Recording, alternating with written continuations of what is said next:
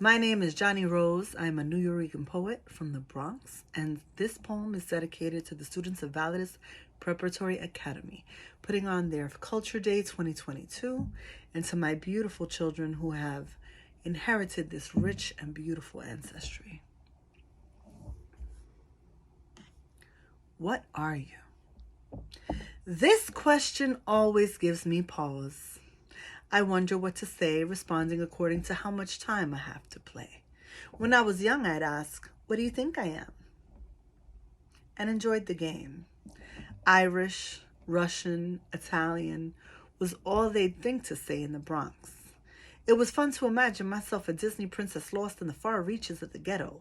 Like Annie, I wondered who I really belonged to. No one in my family looked like me. Cuando visitamos o visitaron, a veces se exclamaban, ¡Qué blanca! ¡Qué rubia! I could hear it in their voice. ¡Qué linda! As if it were the hues and tones I wore that were worthy of praise. My grandmother's caramel jowls frowned at my pigmentary betrayal. Oblivious, I admired my cousin's Afro-Taína features. And the day my father's mother asked me if I thought I was better than them because of how I look was the day that I began calling her Juanita. Fight the power. Be black. Stay strong. Butter pecan Rican vanilla chocolate deluxe. All three. But coquito white was what you'd see when you looked at me. Though my people instilled a love in me for brown cocoa skin and curly black hair. As a child, my French ancestor guided me towards books about exotic black women, delicacies of the French Quarter. Words painted colorful pictures of bordello goddesses with refined features. Lily white-skinned slave who could pass. Heard tell of those called quadroon, octoroon, the mirror showed me. But I wanted to own my Latinidad in my skin. I wanted thick, dark curls that sprung from my scalp, announcing my indigenous roots. I wanted 1 week to pass without having to explain that I wasn't trying to pass. As if I was only a few shades away from failing. I have explained through gritted teeth to those that cooed that I was an ideal example of adelantando la raza, that I am a blonde-haired, green-eyed descendant of beautiful black women, and that those who are born of African blood must know their regal place in history.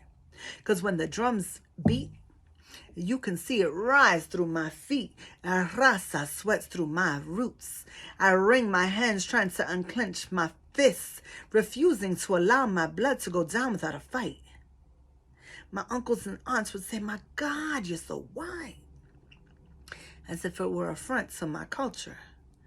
Theo would say, you look like a wet chicken. And I have been continuously called the little white sheep. While people told me how it made me feel, wasn't that deep. Under Titi's guidance, we held fashion shows. She did hair, I did makeup.